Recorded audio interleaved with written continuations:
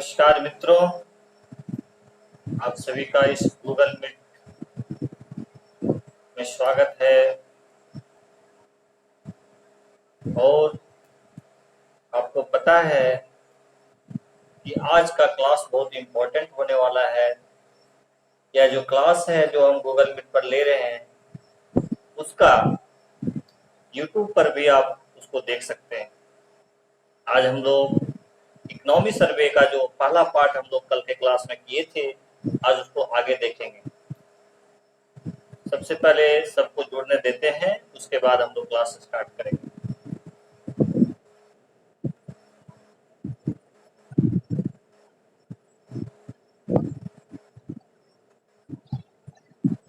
Good evening सभी को। खुश रहिए सभी, खुश रहिए।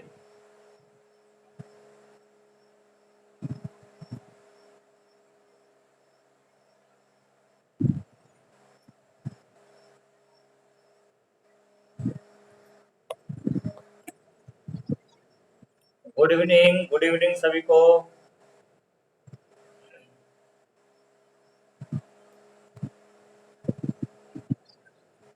खुश रहिए सभी। Good evening.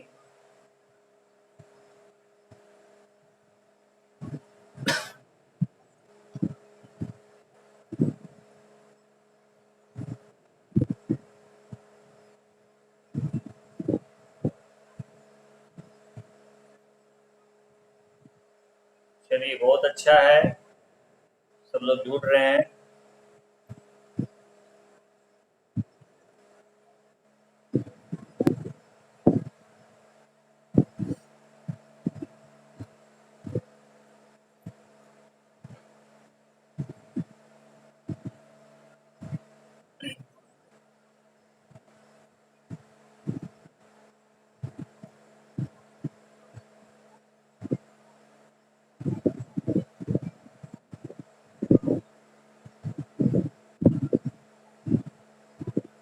आठ पाँच में हम लोग क्लास स्टार्ट कर देंगे, क्योंकि बच्चों को जुड़ने में थोड़ा सा टाइम लग ही जाते हैं।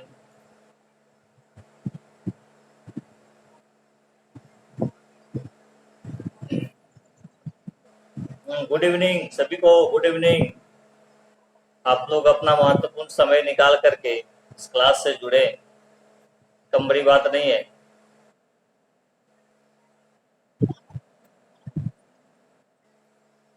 हाँ, तो मैं तो एक माध्यम हूँ ना, लेकिन देखिए मेरा क्लास तो बेकार जब हो जाएगा जब आप लोग जुड़िएगा नहीं। आप लोग जुड़ते हैं तो एक मनोबल मिलता है, बल मिलता है क्लास करने का। ठीक है,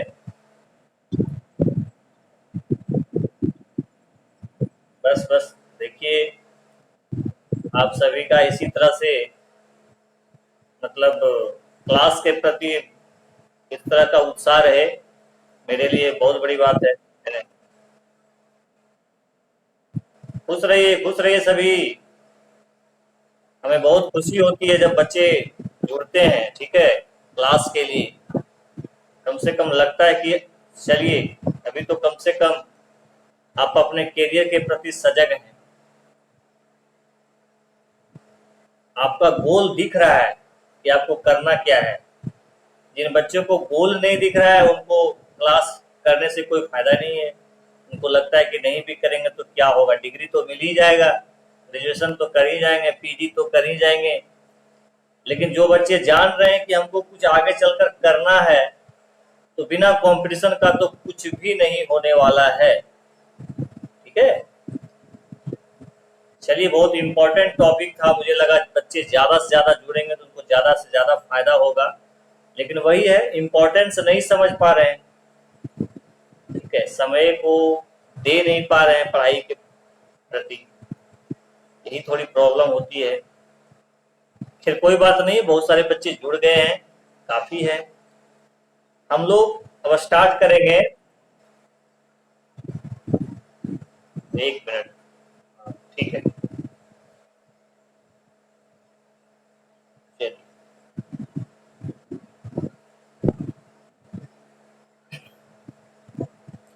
पिछले क्लास में देखिए हम लोग पढ़ रहे थे आर्थिक सर्वेक्षण, इसको बोलते हैं इकोनॉमी सर्वे। हाँ, इकोनॉमी सर्वे।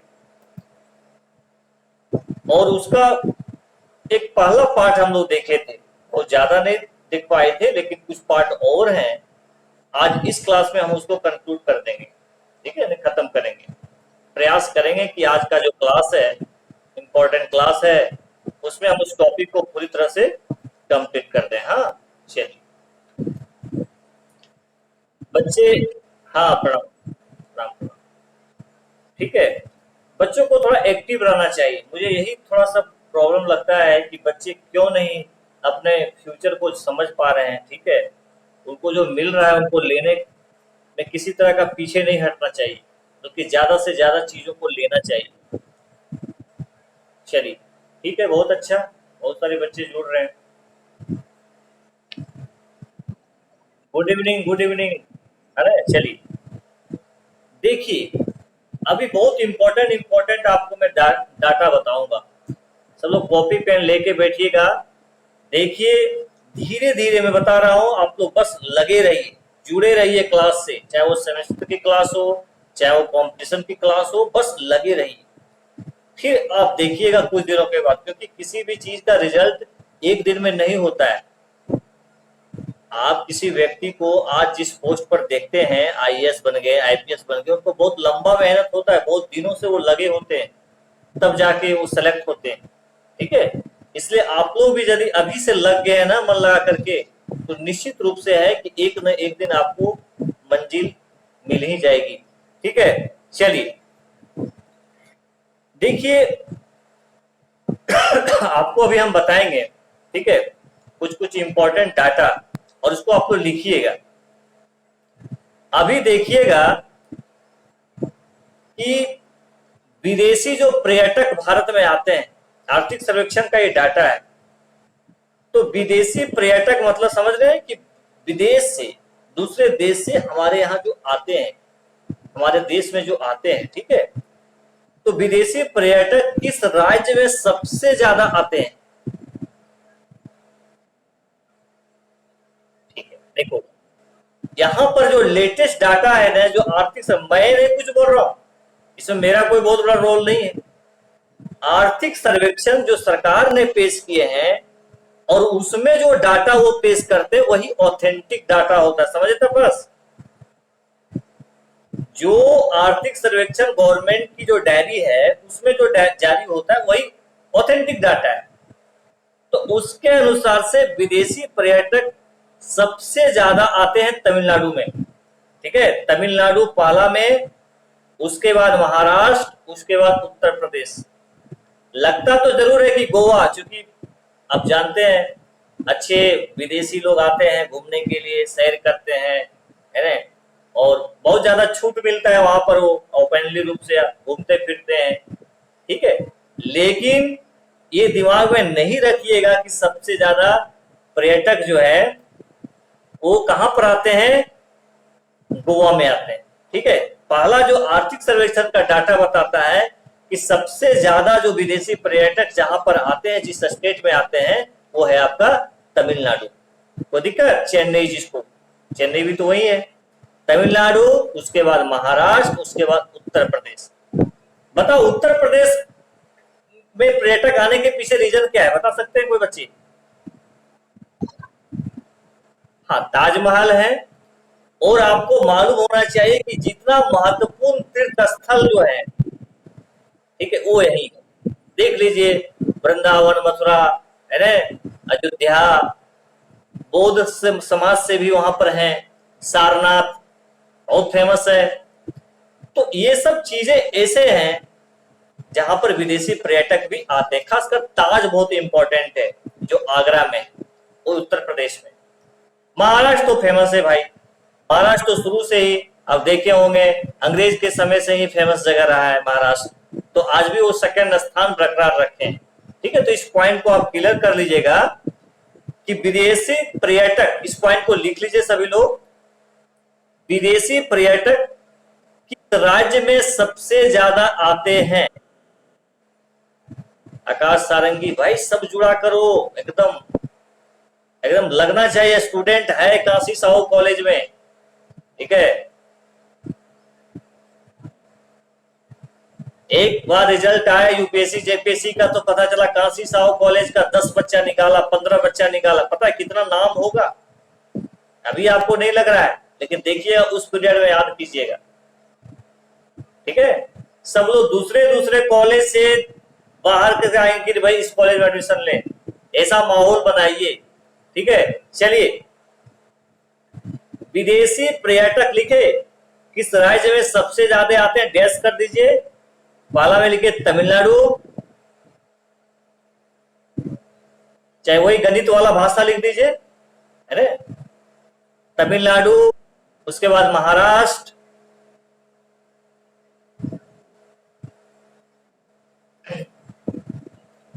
उसके बाद उत्तर प्रदेश। समझे तपस? ये डाटा जो है सो इकोनॉमी सर्वे का, हाँ, इसको आप ऑथेंटिक मानिए। देखो पूरे भारत, अब नेक्स्ट महत्वपूर्ण पॉइंट पहले समझ लीजिए। पूरे भारत के पर्यटक, मैं पूरे भारत के पर्यटक बोल रहा हूं, पूरे भारत के पर्यटक किस राज्य में सबसे ज्यादा घूमने जाते हैं? ये भारत के संदर्भ में है, न कि विदेशी पर्यटक। बताइए कौन सा स्टेट में सबसे ज्यादा घूमने जाते हैं लोग? सबसे ज्यादा उत्तर प्रदेश में जाते हैं। यदि तो मुझे पूछोगे भैया आप कहां घूमना चाहोगे, तो मैं यूपी जाना चाहूंगा, और खासकर वृंदावन जाना चाहेंगे। ठीक है, ये बहुत अच्छा लगता है वहां पर घूमने में। क्लियर? उत्तर प्रदेश का एक अपना क्या बताएं, बहुत बड़ा। वैसे राजस्थान भी बहुत अच्छा जगह है, राजस्थान को भी मैंने देखा हूं। ठीक है, बहुत अच्छा ही जगह है वहां पर। लेकिन यूपी थोड़ा सा तीर्थ स्थल है।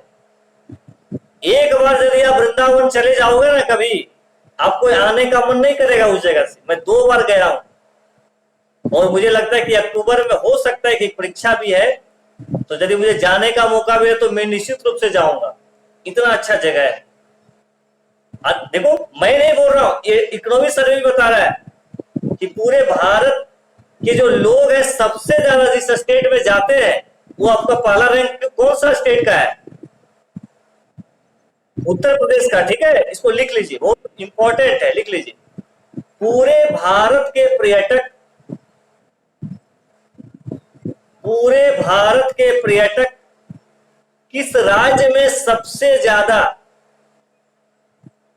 पूरे भारत के पर्यटक किस राज्य में सबसे ज्यादा घूमने जाते हैं? डैश करके लिख लीजिए, चाहे उत्तर कर दीजिए, जैसा आपको लिखने का हो। उत्तर प्रदेश, तमिलनाडु, आंध्र प्रदेश।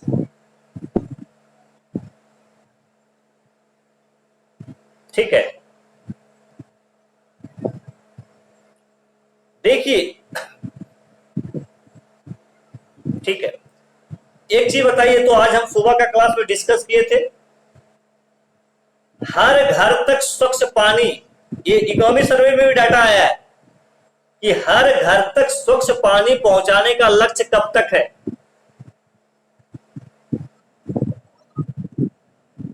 2024 तक। हाँ, कि भैया हम सबको नल द्वारा जल पहुंचा देंगे, स्वच्छ पानी सबको मिलेगा, कोई ऐसा घर नहीं होगा जहां पानी का दिक्कत होगा। देखिए आप अभी भी देख सकते हैं पानी का कितना किल्लत है वैसे जगहों में, खासकर जहां पर पानी का दिक्कत है। देख लीजिएगा,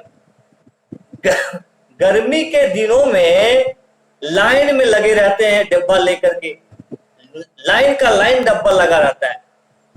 अरे भैया, सरकार ये सब ध्यान में रख करके प्लानिंग की है कि 2024 तक सबको अपने घर में ही स्वच्छ जल मिलेगा।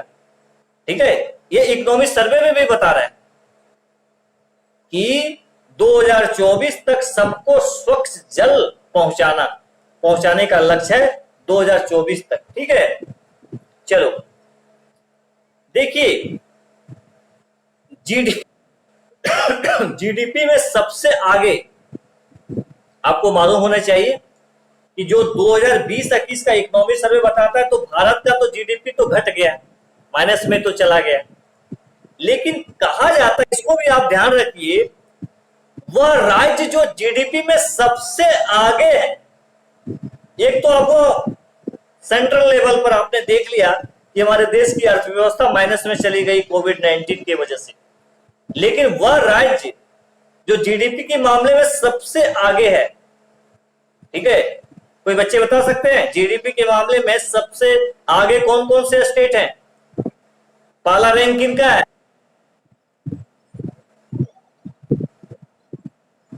वेरी गुड, कौन? महाराष्ट्र बोल रहे हैं, राइट, महाराष्ट्र है, ठीक है। चलिए लिखिए, वह राज्य जो जीडीपी में सबसे आगे है, वह राज्य जो जीडीपी में सबसे आगे है, डैश करके लिखिए। महाराष्ट्र, महाराष्ट्र, उसके बाद तमिलनाडु, उसके बाद उत्तर प्रदेश। आपने जो बताया ना गोवा, गोवा दूसरा में है, प्रति व्यक्ति आय में सबसे आगे है। अभी उसका डाटा बता रहा हूं, ठीक है। चलिए, ये हो गया महाराष्ट्र, उसके बाद क्या लिखे आपने? तमिलनाडु, उसके बाद उत्तर प्रदेश। चलो अभिषेक, अभिषेक ये मेरा पुराना स्टूडेंट है क्या? अरे वाह, good, very good, very good. देखो तो बहुत पुराना स्टूडेंट है, मुझे लगता है कब 2015 का शायद स्टूडेंट होगा, 15-16 ना। चलो बहुत पुराना स्टूडेंट है। चलिए ठीक है, बहुत बढ़िया, बहुत बढ़िया। चलो देखिए, अब क्या है कि आर्थिक सर्वेक्षण के अनुसार, इकोनॉमिक सर्वे के अनुसार से प्रति व्यक्ति, इस पॉइंट को आप ऐसा कर लो, आर्थिक सर्वेक्षण के अनुसार लिखिए, आर्थिक सर्वेक्षण के अनुसार प्रति व्यक्ति आय सबसे ज्यादा, आर्थिक सर्वेक्षण के अनुसार प्रति व्यक्ति आय सबसे ज्यादा, प्रति व्यक्ति आय सबसे ज्यादा, डैश कर लीजिए, गोवा, पहला रैंक में गोवा। जैसा आपको लिखने का मन है, आप गणितीय भाषा में लिखना चाहते हैं तो सबसे पहले गोवा को लिख दीजिए, उसके बाद सिक्किम को लिखिए, उसके बाद दिल्ली को लिखिए। मैं बोला पहला रैंक में प्रति व्यक्ति आय सबसे ज्यादा, यानी एक व्यक्ति का जो आय के मामले में सबसे आगे जो स्टेट है वो कौन है? गोवा है, ठीक है, गोवा, उसके बाद सिक्किम लिखिए, सिक्किम, उसके बाद दिल्ली। और एक महत्वपूर्ण पॉइंट बना लीजिए, प्रति व्यक्ति आय सबसे कम, प्रति व्यक्ति आय में सबसे कम, यानी सबसे कम पैसा जिसके पास है, प्रति व्यक्ति आय जिसका सबसे कम है। कोई बच्चे दिमाग लगा सकते हैं? अरे भैया, मेरा पड़ोसी कौन है? बिहार। चलो चलो चलो, लिखो लिखो, जल्दी लिखो। हाँ, प्रति व्यक्ति आय सबसे कम, डैश कर दीजिए,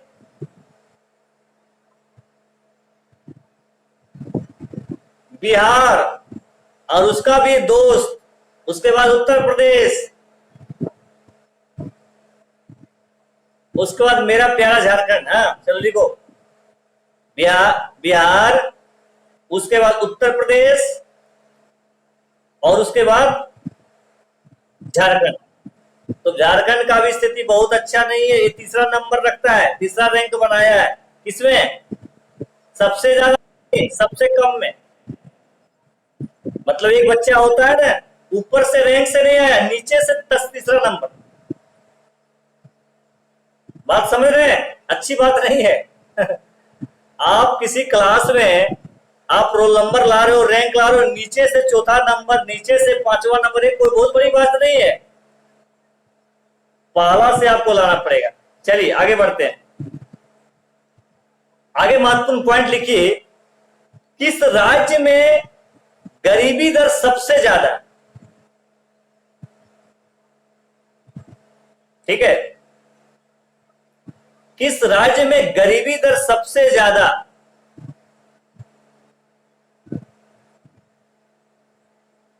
बहुत इंपॉर्टेंट डाटा, इस लिखो, किस राज्य में गरीबी दर सबसे ज्यादा?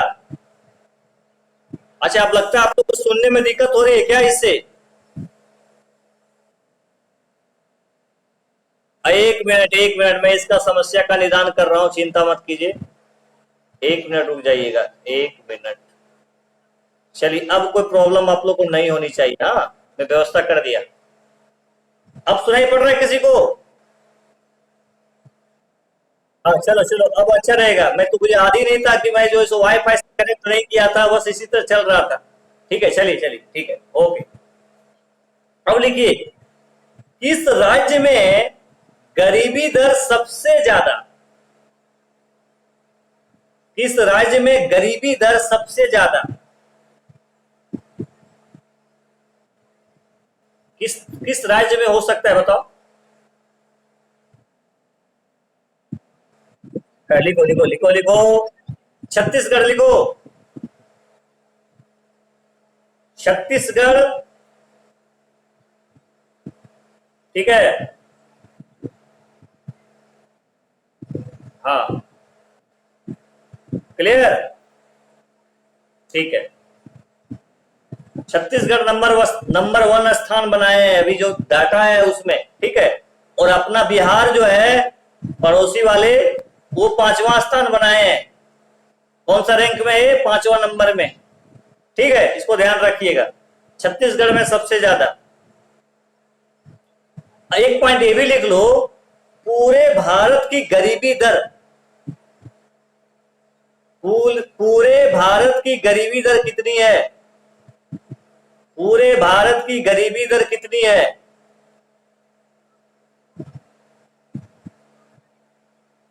लिखिए, 21.9%। 21.9%।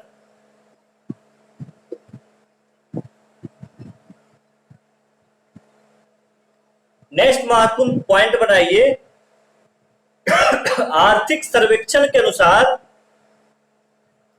आर्थिक सर्वेक्षण के अनुसार सितंबर 2020 के अंत में, सितंबर 2020 के अंत में भारत का विदेशी कर्ज, भारत का विदेशी कर्ज डैश कर दीजिए 556.2 .2 अमेरिकी डॉलर।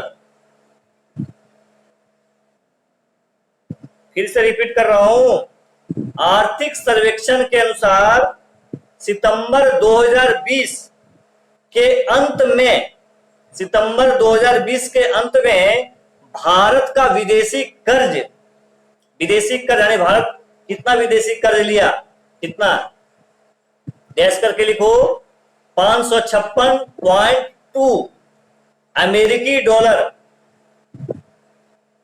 556.2 अमेरिकी डॉलर। चलिए, बहुत बढ़िया।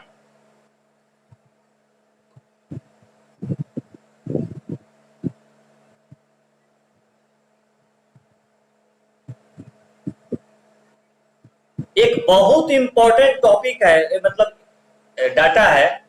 अच्छा बताइए, 2020 में किस महीने में सबसे ज्यादा कोरोना का मामला आया?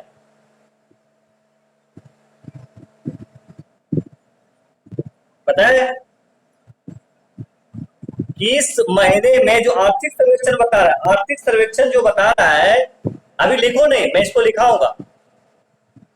आर्थिक सर्वेक्षण में बताया है कि किस महीने में सबसे ज्यादा कोरोना के मामले आए, आर्थिक सर्वेक्षण के अनुसार से। लिखो लिखो लिखो लिखो लिखो, आर्थिक समीक्षा के अनुसार वर्ष दो देखो, आर्थिक समीक्षा के अनुसार वर्ष 2020 में किस महीने में कोविड के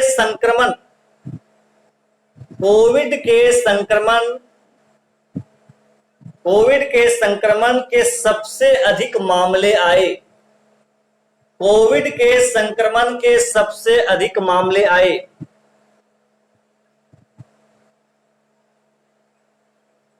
आंसर लिखे सितंबर। किस मंथ में आए? सितंबर में सबसे ज्यादा आए। ये डाटा बताता है आर्थिक समीक्षा का। ठीक है, चलिए देखो, एक चर्चा में रहा, इसको लिख लो। चर्चा में रहा, लिखो, चर्चा में रहा एनआईपी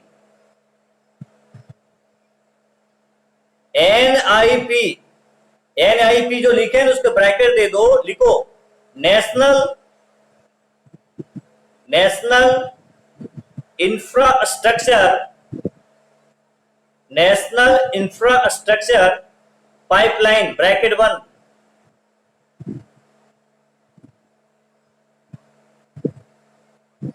ठीक है, पाइपलाइन ब्रैकेट बंद कर दीजिए।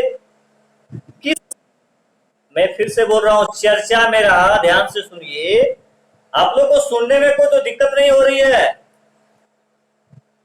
नहीं ना? हाँ, नहीं दिक्कत होनी चाहिए। हो सकता है भाई मौसम अभी थोड़ा सा इधर उधर है, दिक्कत होगा, लेकिन बस समझ में आ जाना चाहिए कि मैं क्या बोल रहा हूं। ठीक है, गगन देखो अभी सोया कहां था, अभी जुड़ रहा है। देखिए, चर्चा में रहा एनआईपी ब्रैकेट दे दीजिए, लिखिए नेशनल इंफ्रास्ट्रक्चर पाइपलाइन,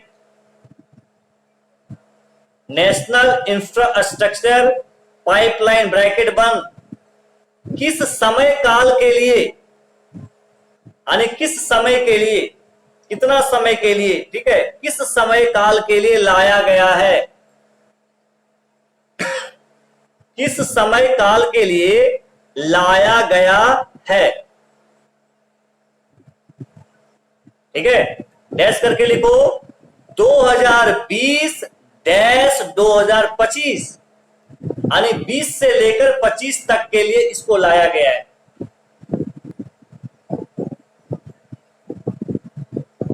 अब थोड़ा सा भाई, जब मैंने एनआईपी बोल दिया तो आपको तो इसके बारे में भी थोड़ा सा जानना चाहिए ना कि ये क्या है, इसके बारे में भी लिख लो। एनआईपी लिखिए, एनआईपी वित्त मंत्रालय के आर्थिक कार्य विभाग के अंतर्गत आता है। फिर से रिपीट कर रहा हूं, एनआईपी वित्त मंत्रालय के आर्थिक कार्य विभाग के अंतर्गत आता है। हो गया? इसका उद्देश्य तो नीचे, इसका उद्देश्य क्या है, एनआईपी का उद्देश्य क्या है, ये भी जान लीजिए। उद्देश्य देखे बाद डैश कर दो, लिखो भारत को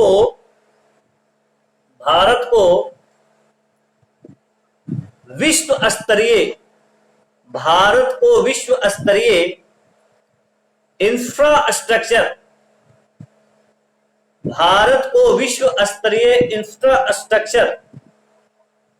उपलब्ध करवाना है।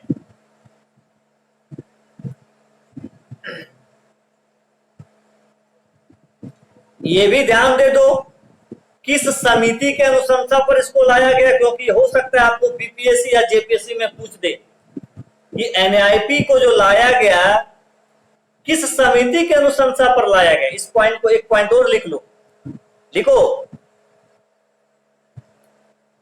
अतानु चक्रवर्ती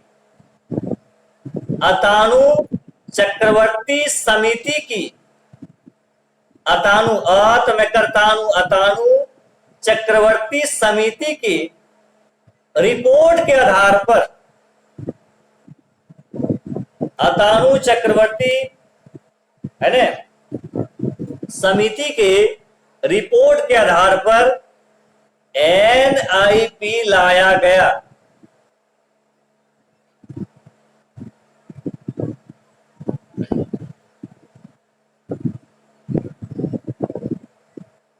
ठीक है, चलिए आने किस समिति के आधार पर लाया गया, समीक्षा के आधार पर लाया गया बताइए।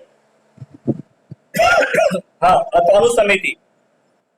देखो थोड़ा सा ध्यान रखिएगा इसमें जो इंपॉर्टेंट है, ठीक है। आर्थिक समीक्षा के अनुसार, ये बहुत इंपॉर्टेंट डाटा मैं बता रहा हूं, कृषि और सहायक कार्य में वर्ष 2020 से 21 के पहले अग्रिम अनुमान में स्थिर मूल्यों पर जीडीपी में कितने प्रतिशत की वृद्धि हुई, यानी कृषि में कितने प्रतिशत की वृद्धि देखी गई, तो 3.4%। ये प्लस में है, ध्यान रखिएगा। कृषि में नेगेटिव नहीं हुआ, कोविड के चलते नेगेटिव वृद्धि नहीं हुआ, ये आप माइंड में रखिएगा।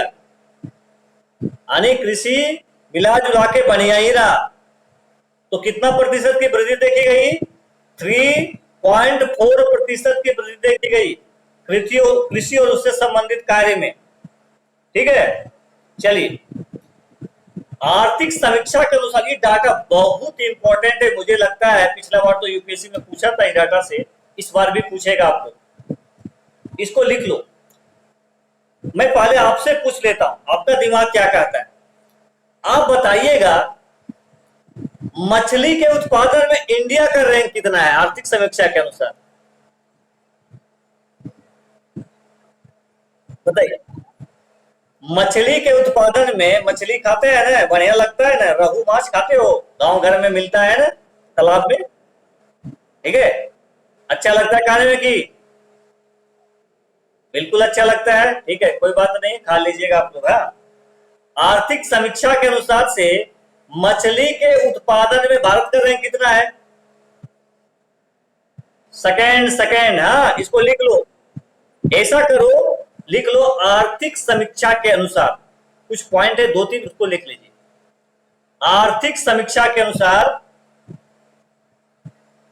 एक तरफ लिख लो उत्पादन, डाटा बना दीजिए, तो एक तरफ उत्पादन लिख दीजिए, एक तरफ लिखिए भारत का स्थान लिख दीजिए।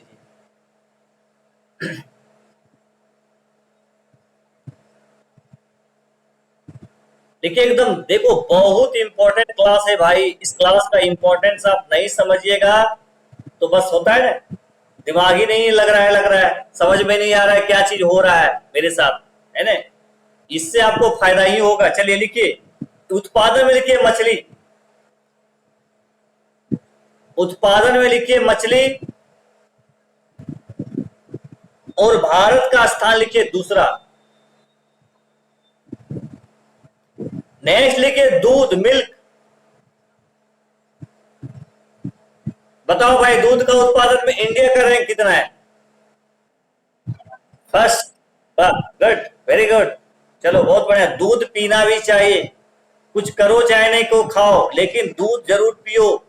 और खासकर अभी जो विद्यार्थी जीवन में आप सभी जो पढ़ाई करते हैं, आप वो समोसा वाला जो होता है जहां पैसा ज्यादा इन्वेस्ट कर देते हो लन फन खा करके, दूध पीजिए, दूध ज्यादा पीजिए, ठीक है।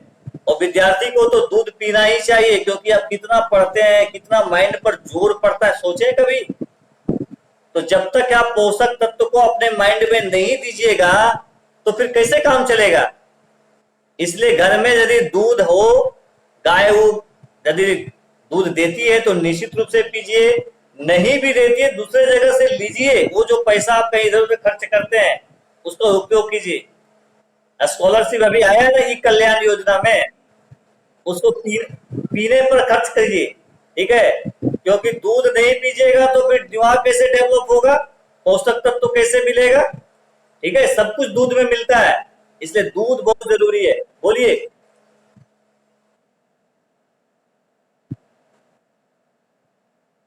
क्या चीज,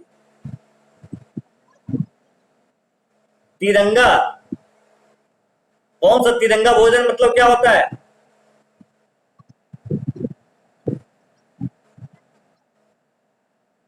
वो सब कुछ करो, वो मैं एकदम जानता हूं, लेकिन दूध को मत छोड़ो। ठीक है, मैं जानता हूं कि विद्यार्थी को कितना दिमाग पर जोर देना पड़ता है पढ़ने के लिए। मिल्क एक कप भी पी जाए ना, मिल जाए रात को सोने के पहले, पी के सोइए। ये मैं आपको बता रहा हूं, कोई बहुत ज्यादा डिफिकल्ट नहीं है, चाह लीजिएगा तो सब संभव है। इसलिए मिल्क पर ज्यादा जोर दीजिए, ना कि दूसरा चीज खा करके। आज मेरे बहुत सारे बच्चे, मैं फिर बोल रहा हूं, ग्रेजुएशन में पढ़ते हैं, नशा भी करते हैं, गुटखा भी खाते हैं, उसमें पैसा खर्च करते हैं, शराब भी पी लेते होंगे। मुझे पता है आज का युवा पर हम ज्यादा भरोसा नहीं कर सकते हैं, ये बहुत दुख की बात है। ठीक है, थोड़ा सा उनको अपना लाइन लेंथ सुधारना चाहिए। तो वो जो पैसा आप लगाते हैं वो खरीदने में, जो बच्चे लगाते हैं, दूध पीजिए ना, है। इसलिए मैं जोर देके कह रहा हूं, क्योंकि देखिए आप स्वस्थ नहीं देंगे तो फिर बहुत सारा गड़बड़ हो जाएगा। ठीक है, इसलिए मिल्क को पर पीने पर जोर दीजिए, यदि उपलब्ध हो सके तो उसका जुगाड़ जरूर कीजिए, क्योंकि आप दिमागी रूप से ज्यादा काम करते हैं। ठीक है, इसलिए मिल्क जरूरी है। चलिए आगे बढ़ते हैं। तो दूध में प्रथम लिख लीजिए, बोलना पड़ता है, नहीं बोलेंगे तो आपको लगता होगा अच्छा दूध नहीं भी, जैसे बहुत सारा बच्चा के घर में दूध लगता भी है फिर भी नहीं पीता है, दूध नहीं पिएंगे। लेकिन आपको इंपॉर्टेंस इसका जानना पड़ेगा, कितना इंपॉर्टेंस दूध का है। ठीक है, लिखिए अंडा, अंडा में तीसरा स्थान। हम तो बोलेंगे भैया ये तो मार्केट में भी जाते हो घूमने के लिए कहीं भी, ये तो सरायकेला ऐसा जगह है ना, यहाँ पर मुर्गा मछली अंडा बहुत ज्यादा है, हर जगह दूध भले कम मिल जाए लेकिन ये सब ज्यादा मिलता है, मैं बार बार बोल रहा हूँ। ठीक है, तो खूब खाइए, कोई दिक्कत नहीं है, इसमें भी प्रोटीन अच्छा खासा है। तो अंडा जो है, अंडा में कितना स्थान है? तीसरा। हाँ ठीक है, चलिए बहुत बढ़िया। नहीं बोलता है संडे हो या मंडे, जो अंडा बेचता देखना पोस्टर लगाता है रोज खाओ अंडे, लिखा रहता है कि नहीं? अभी ज्यादा जोर मत देना, ठंडा दिन में ज्यादा खाना, हाँ अभी गर्मी ज्यादा हो जाएगा। चलो, मांस, मांस के उत्पादन में पांचवा लिख लीजिए। ये सब कुछ इंपॉर्टेंट डाटा है, सब एकदम कंफर्म कर लेना चाहिए। नेक्स्ट महत्वपूर्ण पॉइंट लिखिए, इस समीक्षा के अनुसार, चाहे आर्थिक समीक्षा के अनुसार, ऐसा लिखिए, आर्थिक समीक्षा के अनुसार, आर्थिक समीक्षा के अनुसार भारत में जन्म के समय, भारत में जन्म के समय जीवन प्रत्याशा, देखो भैया बल ही सोरेन अभी जुड़ रहे हैं, चलो चलो कोई बात नहीं है, टाइमली जुड़ा करो भाई। मैं फिर से बोल रहा हूं, आर्थिक समीक्षा के अनुसार, आर्थिक समीक्षा के अनुसार भारत में जन्म के समय, भारत में जन्म के समय जीवन प्रत्याशा, जीवन प्रत्याशा कितनी हो गई? जीवन प्रत्याशा मतलब समझते हो कि नहीं? इसका हमको समझाओ, इसका मतलब क्या हुआ?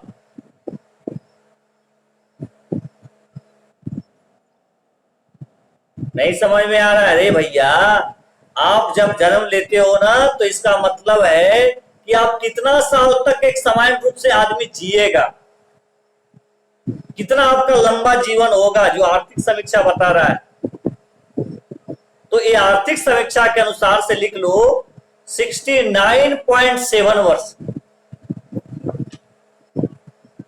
69.7 वर्ष, यानी लगभग 70 वर्ष तक जिएगा। लेकिन कोई जरूरी नहीं है, मैं बार बार बोल रहा हूं किसका जीवन कब खतरे में। ठीक है, इतनी ज्यादा बीमारी है, एक्सीडेंट है, बहुत तरह की समस्या है, तो खान पान ये सब चीज बहुत जरूरी होता है अच्छे हेल्थ के लिए, स्वस्थ रहने के लिए। ठीक है, लेकिन फिर भी वो तो अलग चीज है, अभी जो जीवन प्रत्याशा जो बता रहा है कि एक सामान्य आदमी कितना दिन तक जिएगा, वो अभी कितना बढ़ गया है, पहले कम था, अभी कितना हो गया है 69.7 70 वर्ष। अभी का बच्चा यदि 70 वर्ष जी लेगा तो बहुत बड़ी बात है भाई, बहुत बड़ी बात। क्योंकि इतने ज्यादा ये क्या करते हैं, खाद वाला चीज खाते हैं। इतना जब तक रह जाएगा तो कम बहुत बड़ी बात है, कम बड़ी बात नहीं है। ठीक है, चलिए कोशिश क्या किया जाए कि आप लंबे समय तक जिए। ठीक है, हेल्थ रहें, हेल्थ बना के रखें, एक्सरसाइज करें, सही डाइट लें, बस यही है तरीका। और क्या, योगा करें, प्राणायाम करें, घूमें फिरें, यही सब है। बीमारी से ग्रसित नहीं रहना है। चलिए आगे लिखिए, आर्थिक लिखो, आर्थिक समीक्षा 2020-21 के अनुसार 2018-19 में 2018-19 में बेरोजगारी दर कितना रहा?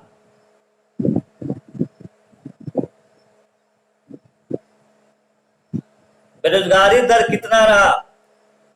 आंसर लिखिए 5.8%। 5.8%।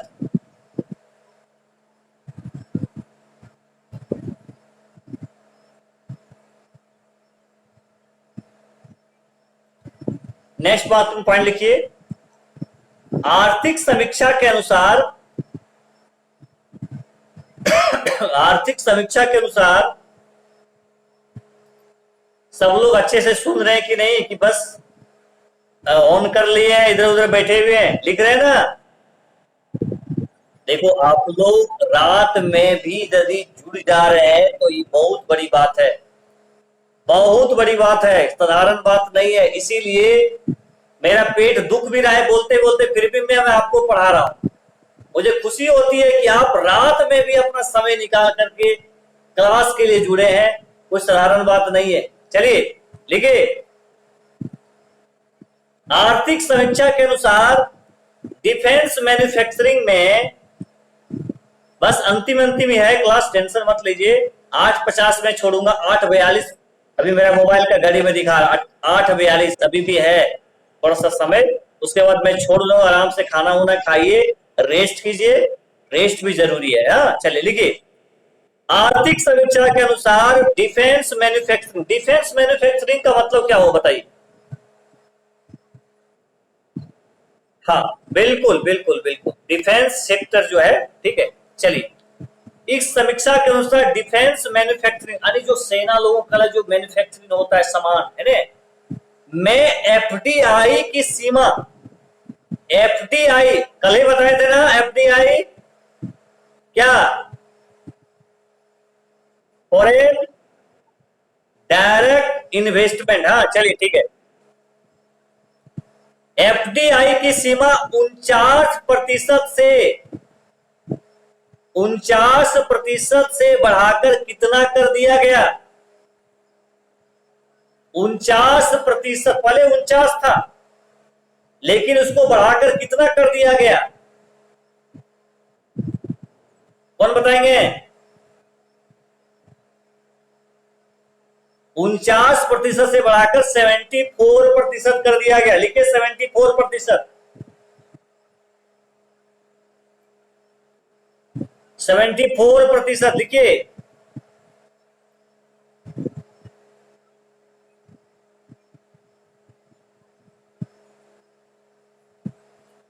एक चीज आप लोग ध्यान रखिएगा, एक बोलता है सतत विकास लक्ष्य, सस्टेनेबल डेवलपमेंट जिसको बोलते हैं, तो इसको कब तक पूरा करने का लक्ष्य है पता है? 2030 तक। ध्यान रखिएगा, मैं इसको पहले चर्चा कर देता हूं थोड़ा सा। यानी 2030 तक पूरे करने के लिए संयुक्त राष्ट्र कितने गोल और टारगेट पर काम कर रहा है, कितना संयुक्त राष्ट्र का गोल है? तो 17 गोल है। कितना गोल है? 17 गोल है और 169 टारगेट है। कितना टारगेट है? 169 टारगेट है। गोल 17 है कि स्वास्थ्य, गरीबी, भूखमरी, बेरोजगारी, ये सब गोल है। टारगेट लेकिन कितना है? गोल में भी बहुत सारा चीज शामिल होता है। तो टारगेट 169 है। और कब तक ये सतत विकास जो है पूरा करने का लक्ष्य रखा गया है?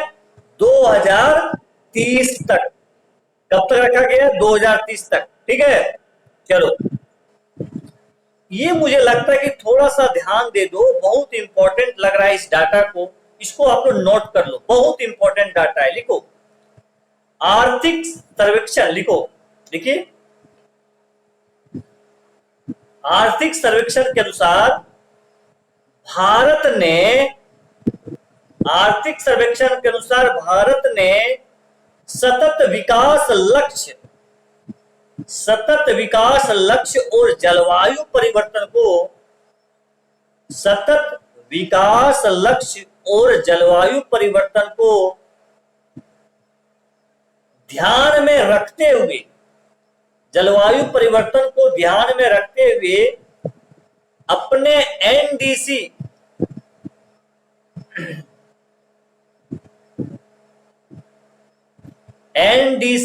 ब्रैकेट दे दो, लिखो क्या होता है एनडीसी का मतलब, लिखो नेशनली, NATIONALLY, नेशनली हो गया, नेशनली, डी से डिटरमाइंड, DET है ना, ERMIND, डिटरमाइंड। ठीक है, उसके बाद उसी में सी से कंट्रीब्यूशन, CONTRIBUTION, कंट्रीब्यूशन, ब्रैकेट बंद। में लिखिए, में वर्ष 2030 के लिए, 2030 के लिए क्या लक्ष्य निर्धारित किए हैं? क्या लक्ष्य निर्धारित किए हैं? सबको बातें समझ में आ रही है कि नहीं आ रही है? अरे भैया, कहने का मतलब यह है कि संयुक्त राष्ट्र संघ ने 17 गोल को निर्धारित कर दिया कि भैया हम 2030 तक पूरा करेंगे। ये तो यूएनओ ने किया ना, संयुक्त राष्ट्र संघ ने किया। लेकिन भारत इसके लिए क्या कर रहा है? भारत क्या अपना टारगेट बनाए? ये तो संयुक्त राष्ट्र संघ का टारगेट है, लेकिन इसको पूरा करने के लिए भारत का क्या टारगेट है, भारत क्या काम कर रहा है, उसके बारे में थोड़ा सा लिख लो। लिखो वर्ष 2030 तक, वर्ष 2030 तक गैर जीवाश्म ईंधन, वर्ष 2030 तक गैर जीवाश्म ईंधन स्रोतों से, फिर से रिपीट कर रहा हूं आशा, लिखो वर्ष 2030 तक, वर्ष 2030 तक गैर जीवाश्म ईंधन स्रोतों से, गैर जीवाश्म ईंधन स्रोतों से 40% संचयी विद्युत शक्ति, संचयी विद्युत शक्ति स्थापित करना, संचयी विद्युत शक्ति स्थापित करना। देखो ना, आज का मॉर्निंग क्लास में मैंने आपको क्या बताया था, बताओ। मैंने आपको बताया था कि 2030 तक कितना गीगावाट अच्छे ऊर्जा उत्पादन करने का लक्ष्य रखा गया, बताइए जल्दी फटाफट। 450 गीगावाट रखा है कि नहीं रखा है? हाँ, तो भारत भी प्रयास कर रहा है, भारत का भी अपना एक टारगेट है जिसके लिए वो प्रयासरत है। तो पहला तो ये हो गया। दूसरा महत्वपूर्ण पॉइंट उसी में लिखिए, 2030 तक ये भारत का अपना कार्य चल रहा है, भारत सोच रहा है, भारत ने टारगेट बनाया है 2030 तक 2.5 से 3 बिलियन टन, 2.5 से 3 बिलियन टन कार्बन डाइऑक्साइड के बराबर, CO2 कार्बन डाइऑक्साइड के बराबर अतिरिक्त कार्बन सिंक निर्मित करने, कार्बन सिंक निर्मित करने के लिए, कार्बन सिंक निर्मित करने के लिए वन एवं वृक्ष क्षेत्र को, वन एवं वृक्ष क्षेत्र को बढ़ाना।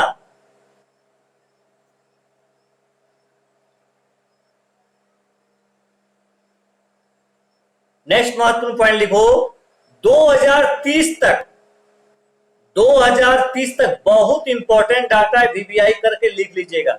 2030 तक अपने जीडीपी में, अपने जीडीपी में उत्सर्जन की मात्रा को, उत्सर्जन की मात्रा को वर्ष 2003 के, वर्ष 2003 के स्तर से, 2003 के स्तर से 33 से 35% तक, 33 से 35% तक कम करेंगे। क्या करेंगे? कम करेंगे। यानी हमने जो उत्सर्जन जो कर रहे हैं उसको हम कम करेंगे। यानी वो जो उत्सर्जन कर रहा है वैसे साधनों का हम कम प्रयोग करके उसके जगह पर ऐसे वैकल्पिक चीजों का प्रयोग करेंगे जिससे कि कम प्रदूषण हो। ठीक है, चलिए, बहुत इंपॉर्टेंट है। ठीक है, चलिए, तो ये आपका डाटा हो गया आर्थिक समीक्षा का। ठीक है, इसको कम से कम आप लोग 1, 2 बार, 3 बार, 4 बार, जितना पढ़ सकते हैं पढ़ लीजिए। यहां से आपको 1, 2, 3 बार क्वेश्चन निश्चित रूप से आपका बन जाएगा।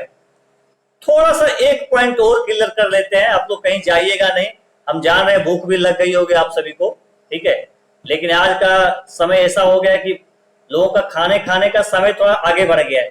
ठीक है, लोग 10 बजे तक खाना खाते हैं ना, लेकिन गांव घर में अभी भी 9 बजे, 8:30 बजे है। तो मैं समझ रहा हूँ मेरे बहुत सारे बच्चे जो हैं गांव घर से हैं, तो हो सकता है उनके घर वाले बोल रहे हो खाना बन गया खा लो, भूखे रह रहा है, पढ़ रहा है, हो गया, चलो बाद में पढ़ना।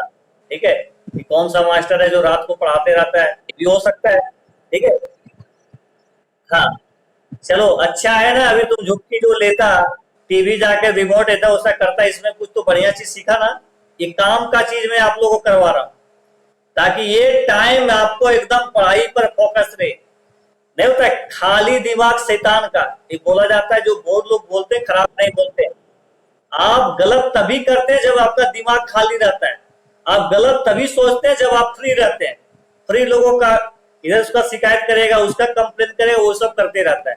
ठीक है, थोड़ा सा देखिएगा। अभी जो एक डाटा है उसको मैं लगता है कि 2 मिनट और लेंगे, 2-3 मिनट और, इसमें आप लोग को 2-3 पॉइंट क्लियर हो जाएगा। देखिए, इस पॉइंट को तुरंत फटाफट लिखिए, 2-3 मिनट में लिखिए। आर्थिक सर्वेक्षण 2020-21 के अनुसार कहीं जाओ छोड़ के नहीं, बस 2-3 मिनट वेट करो, उसके बाद छोड़ देंगे हम खुद। आर्थिक सर्वेक्षण 2020-21 के अनुसार एक तरफ लिखो विभिन्न क्षेत्र में, एक तरफ लिखो भारत का स्थान।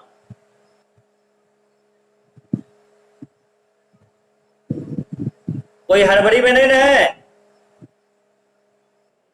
बस बस ठीक है, लिखिए। एक तरफ लिखिए विभिन्न क्षेत्र, एक तरफ लिखिए भारत का स्थान।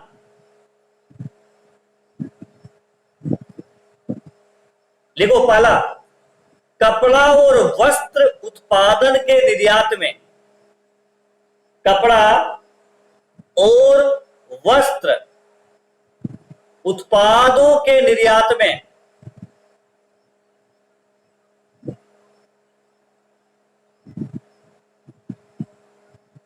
भारत का स्थान है 6ठा। भारत का कितना स्थान है? लिखो, भारत का स्थान है 6ठा। दूसरा महत्वपूर्ण पॉइंट लिखिए, बहुत इंपॉर्टेंट डाटा, इसलिए मैं थोड़ा सा आप लोग को रोक करके लिखवा रहा हूं। ठीक है, लिखिए रोड नेटवर्क की लंबाई में, दूसरा में लिखिए रोड नेटवर्क की लंबाई में रोड नेटवर्क की लंबाई में भारत का स्थान लिखिए दूसरा, भारत का स्थान में लिखिए दूसरा, पहला लिख दो डैश करके अमेरिका।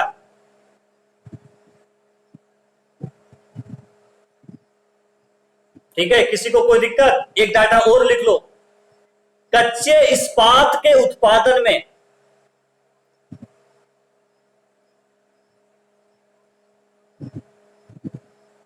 कोई दिक्कत किसी को? लिखिए भारत का स्थान में दूसरा।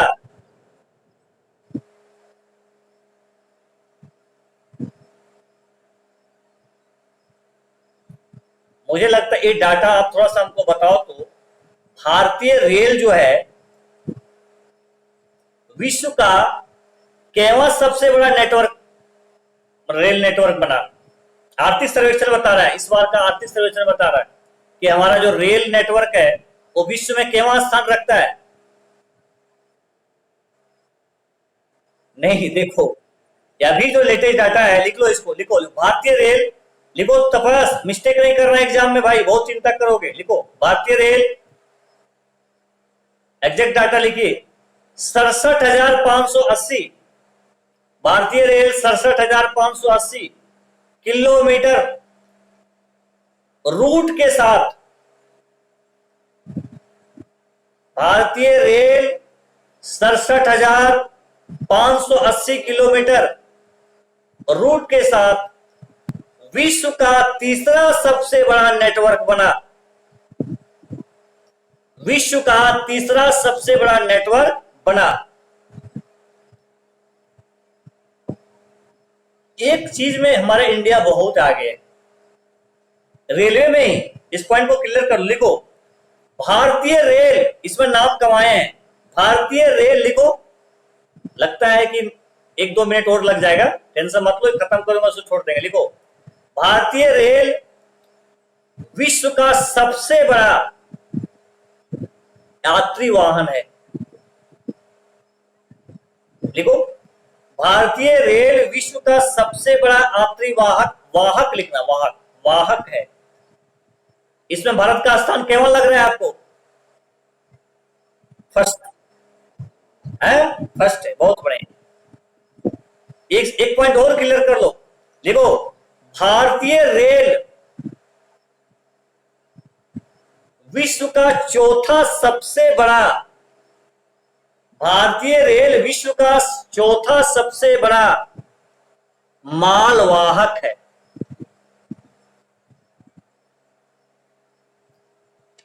एक प्रश्न आपको बस हो गया, एक प्रश्न आपको हम जाते जाते पूछेंगे, बताओ कि भारतीय रेल को सवारी से ज्यादा फायदा होता है कि मालवाहन गाड़ी से फायदा होता है? देखो लाइन चला गया, एक मिनट छोड़ने समय देखो तो क्या संजोग है, चला गया लाइट। ठीक है, फिर कोई बात नहीं, हम लोग क्लास भी एंड कर लिया ना। चलिए देखो सब, अच्छा एक चीज ध्यान रखो, यात्री वाहन से सरकार को घाटा होता है। आप ये चीज पता नहीं आप जानते थे कि नहीं, जानते ही होंगे, कभी चर्चा हम किए हैं। यात्री वाला जो है ना ट्रेन से, उससे सरकार को नुकसान होता है, उसका भरपाई कौन करता है? उसका भरपाई करने का काम करता है मालवाहन, मालवाहन से फायदा होता है सरकार, लेकिन यात्री वाला से नुकसान होता है, नेगेटिव में जाती है सरकार। ठीक है, कोई दिक्कत किसी को? चलिए, तो बहुत अच्छा संजोग रहा, लाइट भी देखो बोला कि अब क्लास भी खत्म हो रहा है इनका, तो हम भी अब चले। ठीक है, चलिए, थैंक यू वेरी मच, सभी को शुभ रात्रि।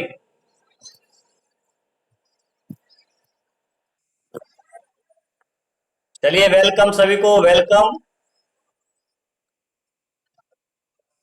शुभ रात्रि, शुभ रात्रि, सुबह मिलते हैं फिर।